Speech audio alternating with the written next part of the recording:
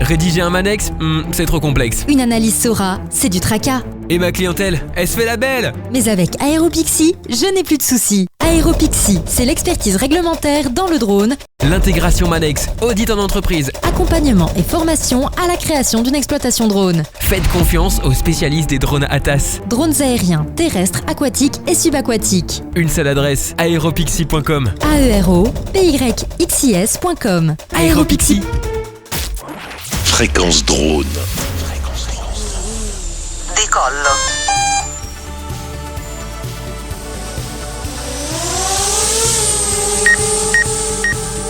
Fréquence drone, la première web radio francophone dédiée aux télépilotes et acteurs des filières drones aériens, terrestres, aquatiques et subaquatiques.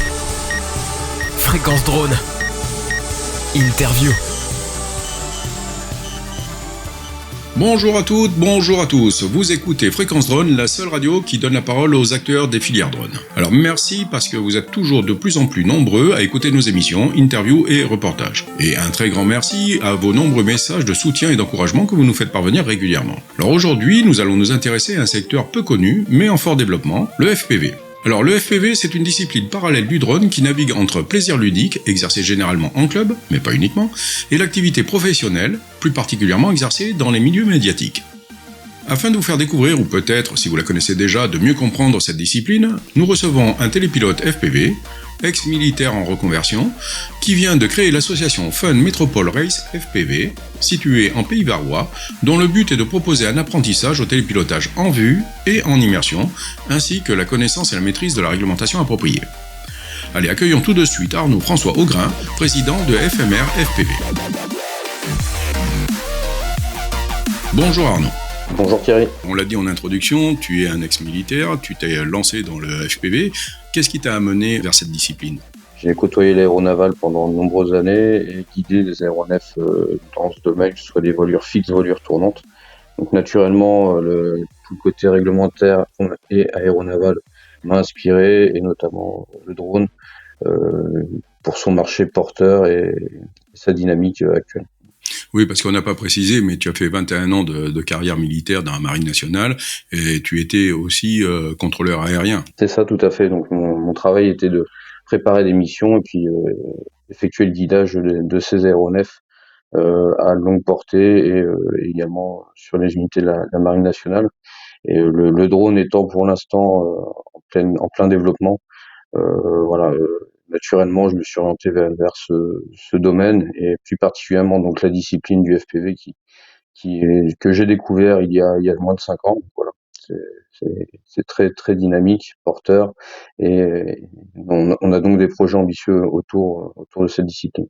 Oui. Alors peut-être pour nos auditeurs qui ne connaissent pas encore le FPV, même s'ils en ont entendu parler, ils savent pas trop peut-être ce que c'est. Déjà, FPV, ça veut dire quoi ? Donc FPV, c'est un acronyme anglais qui veut dire First Person View. Donc vol en immersion, vol à la première personne, donc avec des lunettes qui ne sont pas des lunettes de réalité virtuelle, mais qui peuvent y ressembler. Et donc on a la visualisation de la caméra à la première personne, comme si on était embarqué sur le drone, ce qui permet d'avoir une autre perception du vol différemment du vol à vue. Donc on fait également du vol à vue, forcément, pour tout ce qui est essai en vol et puis maîtrise de la machine, c'est un élément incontournable du drone, mais on va rapidement s'orienter sur du vol en immersion qui permet de faire du franchissement et d'autres plans de prise de vue. En fait, ce qu'on appelle le vol en immersion, c'est qu'on a l'impression d'être à l'intérieur du drone ou du moins d'un aéronef et de le piloter réellement, quoi, tout en restant au sol. Tout à fait. Donc, ce qui nous permet de faire des vols de proximité, d'où l'intérêt. Voilà, on n'est pas dans les mêmes domaines de vol que de la prise de vue cinématique. On peut aller en altitude ou autre, mais bon, l'intérêt quand même de pouvoir se balader dans une maison à travers des arbres, une forêt, ou plus précisément durant des courses de drone, voilà, au travers de portes, ce qu'on appelle des gates, voilà, pour pouvoir faire des courses de drone comme on peut le voir actuellement. Ce sont en fait des sensations beaucoup plus importantes que le simple fait de piloter un drone à vue comme on le fait habituellement. Oui, tout à fait. Donc en plus, ce qui permet du fait de faire des vols de proximité, d'avoir une sensation de vitesse qui est quand même plus accentuée, même si on fait des vols qui peuvent aller jusqu'à 120 km/h, ce qui est déjà beaucoup. 50 km/h suffisent pour faire des sensations assez impressionnante. Le télépilote, lui, il ne voit pas son environnement. Tout à fait. Donc la réglementation stipule bien, hein, il faut un spotter, ce qu'on appelle donc un observateur à côté de nous, donc un second pilote, ou non, en tout cas pour assurer la sécurité, la visibilité sur l'espace aérien ou l'espace terrestre si jamais il y a un passant ou un animal qui passe à proximité. Donc toujours pour rester dans la réglementation avec la distance minimum de 30 mètres, des 150 mètres d'habitation et autres. Oui, mais au-delà même de la réglementation, c'est le bon sens.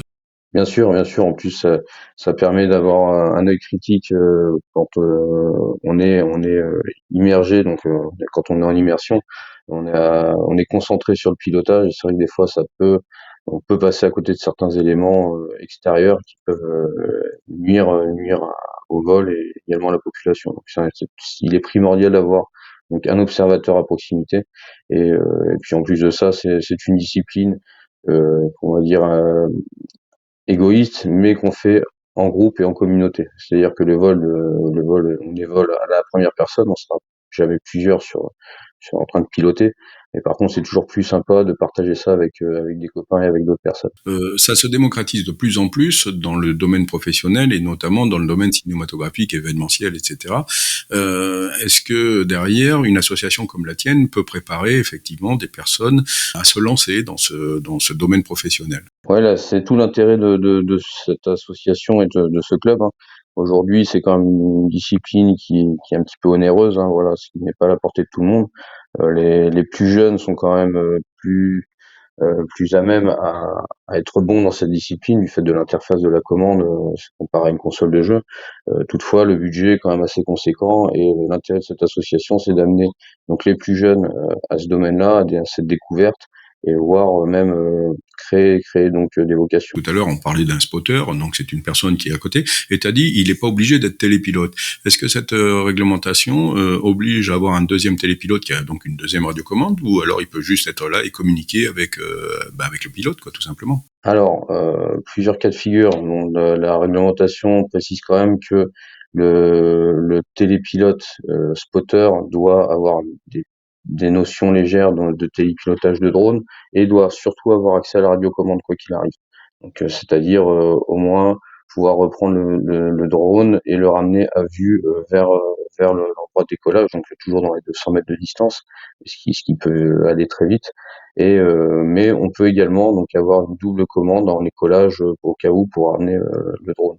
Le cas de figure qui se présente en tout cas dans le milieu professionnel, le télépilote doit être assisté d'un autre télépilote professionnel en milieu urbain et autres, donc ça, conformément à la réglementation, c'est obligatoire. Tu as employé un mot qui est écolage. Bon, pour ceux qui ne savent pas ce que c'est une deuxième radiocommande qui discute avec la première, suivant le système maître-esclave. Tout à fait, voilà, tout à fait. Donc, d'où l'intérêt d'une association. Aujourd'hui, on initie les plus jeunes avec un processus clair. Donc, on commence sur simulateur, hein, qui est un passage incontournable pour éviter du stress pour l'élève et également pour le matériel, pour éviter de casser vite le matériel.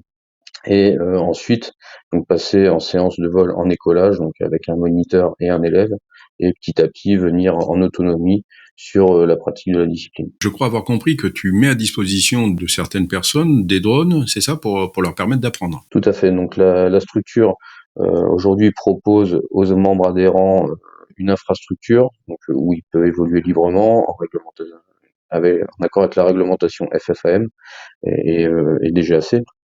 Et ensuite, donc, on met des machines de type 5 pouces ou Tiny Hoop. Donc là, c'est un petit peu un jargon de la discipline, mais en gros, de petits nanodrones qui tiennent dans la main pour faire du vol intérieur, donc qui sont carénés, protégés, qui sont complètement inoffensifs, et des drones un petit peu plus conséquents, donc le type presseur, ce qu'on appelle les drones 5 pouces. Enfin, il y a plusieurs tailles, hein, ça c'est pour la taille, mais des drones de type presseur qui sont là un petit peu plus dangereux à la mise en œuvre. Donc on vient doucement vers cette pratique et pour qu'ensuite l'élève soit complètement libre et prenne du plaisir. Voilà. Quand on crée un club comme tu viens de le créer, ça demande déjà des connaissances peut-être aussi dans le domaine de la réglementation des associations, et puis ça demande aussi de l'argent. Comment ça se passe la création d'une telle association? Alors c'est un long chemin de croix administratif, hein, comme pour toutes les associations. Je pense que là, certains auditeurs se reconnaîtront. Toutefois, voilà, j'ai pu m'assister d'un réseau fiable et expérimenté dans ce domaine, dans le domaine du modélisme notamment. Voilà, avec des gens qui pratiquent le modélisme depuis plus de 30 ans et qui ont su m'orienter. Et également, donc, avec la FFAM, enfin, en tout cas pour notre part avec la FFAM, il y a d'autres affiliations qui existent. En tout cas, avec leur concours et leur aide, il y a des webinaires et autres pour pouvoir remplir tout l'aspect documentaire et formel de la création de l'association. L'autre volet, en tout cas financier, aujourd'hui, c'est un investissement personnel en attendant de bien démarrer l'association, parce que l'association a quand même moins de 6 mois.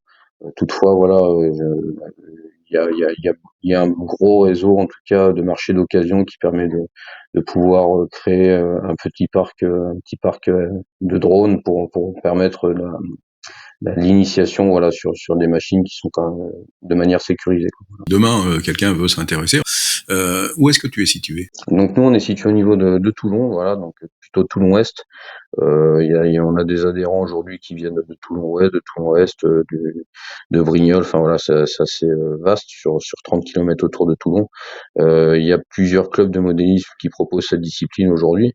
Voilà, nous on est vraiment centré sur la discipline du drone, donc du vol en immersion et également du drone de prise de vue. Donc ça va être aussi bien du racer pour le drone en immersion et l'aspect cinématique également. Et donc la prise de vue avec des drones plus conventionnels de type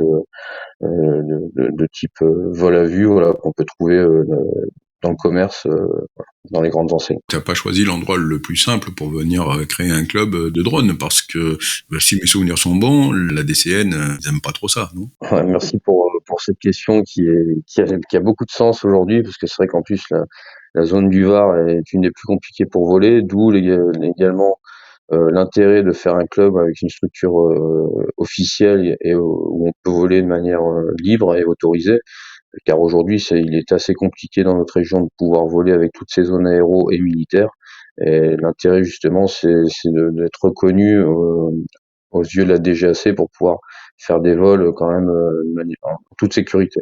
Voilà. Est-ce que tu es en relation avec les personnes responsables au niveau militaire pour leur dire, écoutez, nous, on est cadré là-dedans, le vol FPV, on va pas venir regarder ce qui se passe chez vous. Donc, est-ce que tu as déjà des relations avec ces personnes-là?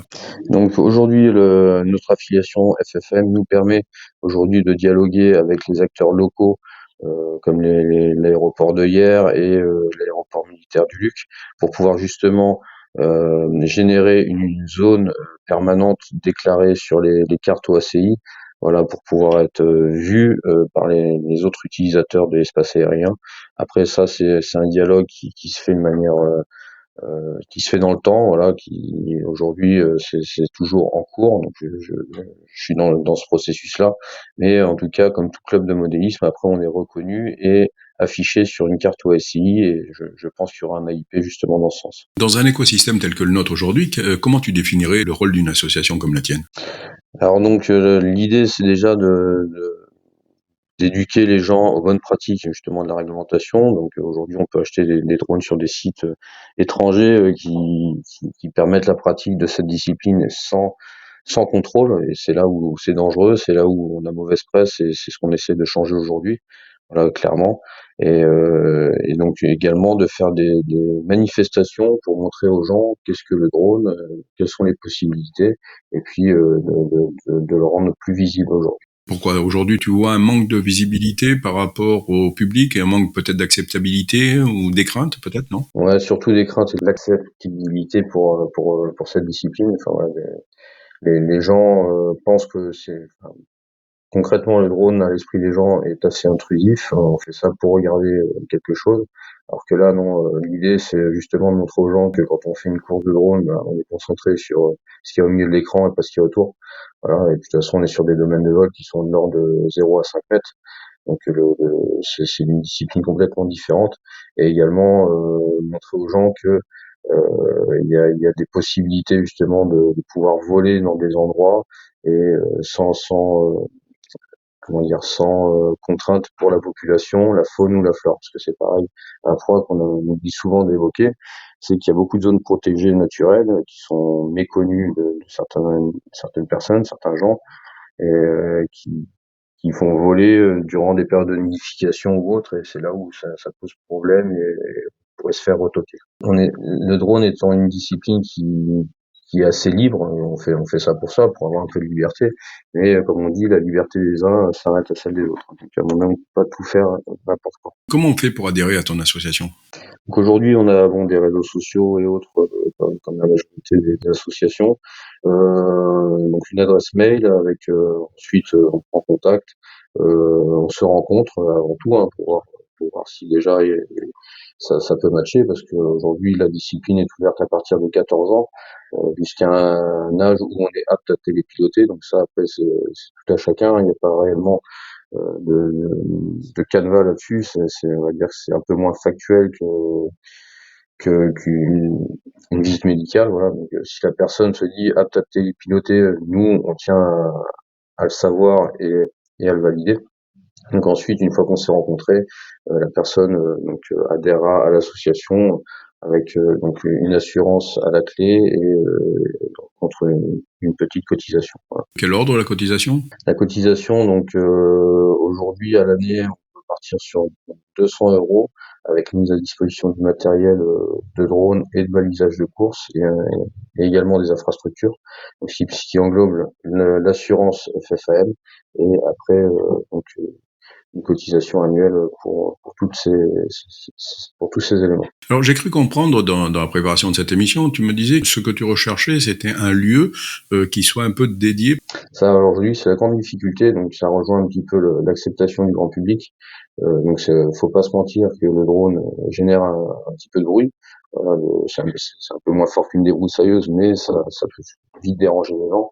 Et en plus de ça, de voir des appareils volants à proximité, voilà, comme je disais, c'est la mauvaise presse et aujourd'hui on essaie de changer. Donc trouver une infrastructure qui soit hors des zones hors aéroport et hors zone naturelle, hors habitation, c'est assez compliqué à trouver.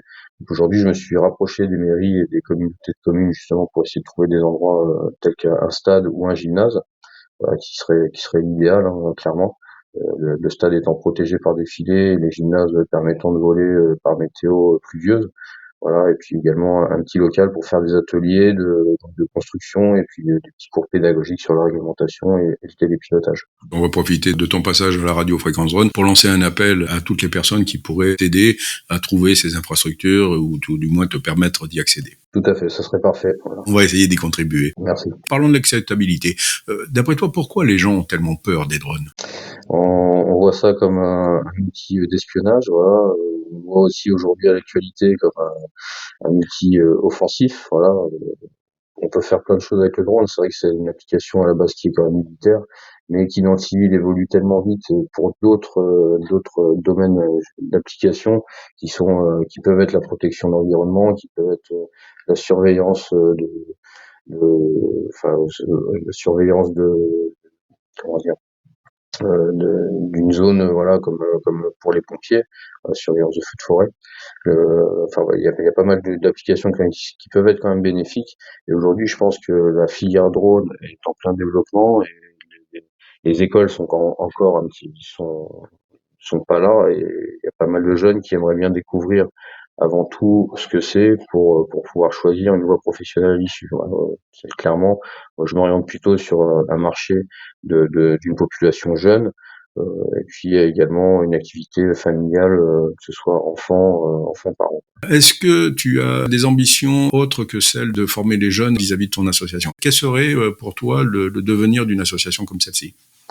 Le devenir, donc déjà c'est de pouvoir structurer cette association dans le temps, on va dire, que ce soit en infrastructure, financier et en nombre d'adhérents, voilà, de manière à avoir une structure pérenne, et également donc de pouvoir organiser par la suite de gros événements, en tout cas des événements de type course de drone, comme ce qui peut se faire aujourd'hui à l'étranger. En France, ça commence doucement. Voilà, mais je pense qu'on a besoin de ça aujourd'hui justement pour démocratiser cette discipline. Il y a d'autres choses qui voient le jour, comme le drone soccer, hein, je pense que certains en ont entendu parler. Voilà, à voir aujourd'hui, ce sont des hypothèses, des voies, à voir si ça fonctionne. Et je pense qu'il y a quand même des choses à faire dans ce domaine. Le parcours pédagogique que l'on doit avoir pour progresser dans ce domaine, c'est quoi? Donc le simulateur. Déjà, il faut commencer par là, une bonne cinquantaine d'heures pour ne serait-ce qu'appréhender les axes, les radiocommandes, tout ça, enfin voilà, l'interface. Et également la manière de voler qui change un petit peu du vol à vue quand même si on utilise la même interface, on n'a pas le même point de vue. Le champ de vision est réduit quand on va à l'œil humain. Donc ça peut être perturbant. Donc déjà passer par là et puis ensuite se rapprocher, en tout cas si c'est pas d'une association, se rapprocher de pilotes expérimentés dans ce domaine pour pouvoir évoluer en toute sécurité.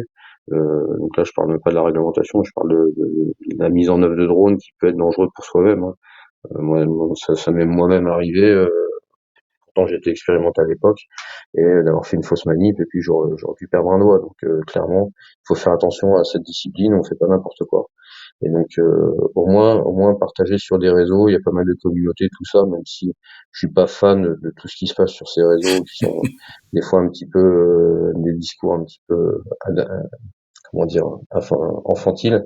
Voilà, il faut un peu de maturité pour pouvoir prétendre à être expérimenté. Tu fais du vol, ce qu'on appelait nous à l'époque en accro, je sais même pas si ça se dit toujours d'ailleurs. Si, toujours, c'est du vol accro, voilà, donc on utilise les mêmes termes, hein.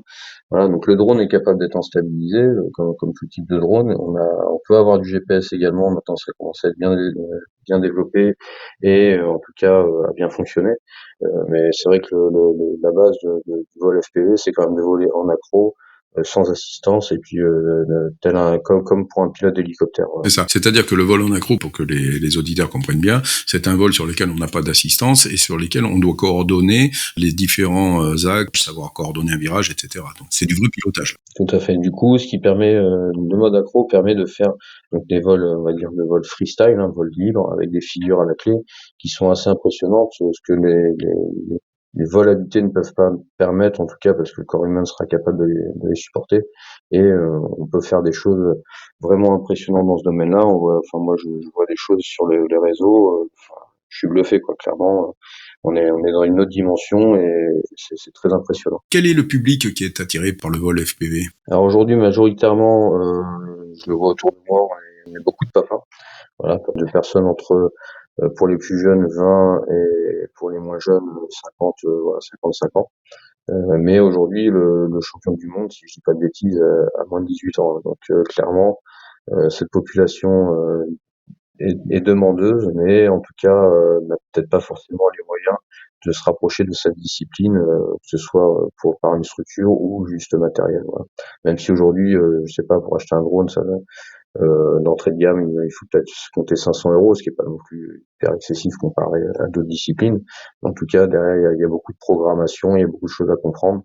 D'où l'intérêt de se faire assister sur des réseaux ou en tout cas sur des échanges, sur des groupes de partage. En tout cas, c'est primordial. On ne peut pas évoluer seul, même si on est intelligent et compétent. C'est toujours intéressant de prendre des avis et des conseils d'une communauté ou d'autres personnes. On arrive malheureusement à la fin de cette émission. Je suis désolé, j'aurais pu parler encore avec toi des heures. Est-ce que tu voudrais rajouter, c'est gentil, est-ce que tu voudrais rajouter quelque chose? Bah écoutez, en tout cas, voler bien, j'ai envie de dire, il faut voler, il faut être curieux, il faut se donner les moyens de pouvoir voler. En tout cas, c'est pas si simple que ce qu'on pourrait voir. Comme on se le dit, des fois on voit des vidéos, on dit le gars est fort, mais il n'est pas arrivé comme ça par hasard, ou il est sponsorisé, enfin ou en tout cas il a les moyens de le faire. Et c'est une discipline. Donc comme ce mot le dit, il faut être discipliné, il faut être structuré, il faut savoir ce qu'on fait et avant de se dire je vais aller voler. Voilà, et aller voler, ça demande beaucoup de compétences et beaucoup de conscience. Voilà. Donc en tout cas, n'hésitez pas à franchir le pas. C'est une belle discipline, mais il faut quand même être averti qu'il y a quand même un pas à franchir avant d'arriver à une pleine mise en œuvre de ses capacités. Je rappelle quand même que pour venir s'inscrire dans ton club, tu as un site internet, c'est ça, non? Donc aujourd'hui, on est sur donc les réseaux sociaux, donc c'est FMR FPV, donc Fox Mike Romeo, Fox Papa Victor, sur Facebook, Instagram, TikTok. Et contactez-nous par Messenger, ça nous permettra ensuite d'échanger et puis de se voir en présentiel ou même juste pour vous donner des conseils, hein, parce que moi on est tous savants de conseils et de bonnes pratiques. Eh bien, ce sera le mot de la fin. Je te remercie, Arnaud.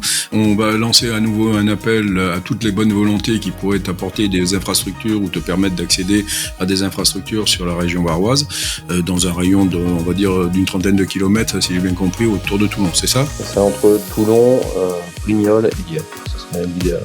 Un très grand merci à toi et merci à tous nos auditeurs. Merci également. Au revoir, Arnaud. À bientôt. Au revoir. Une interview réalisée par Thierry Mort pour Fréquence Drone. Vous êtes télépilote, exploitant de drones, constructeur ou encore société de services dans l'une des filières drones. Vous aussi, passez à l'antenne dans le cadre de nos interviews. Écrivez-nous à contact@fréquence-drone.fr ou via le formulaire de contact de notre site internet. Vous participerez ainsi au développement de nos émissions tout en gagnant en visibilité.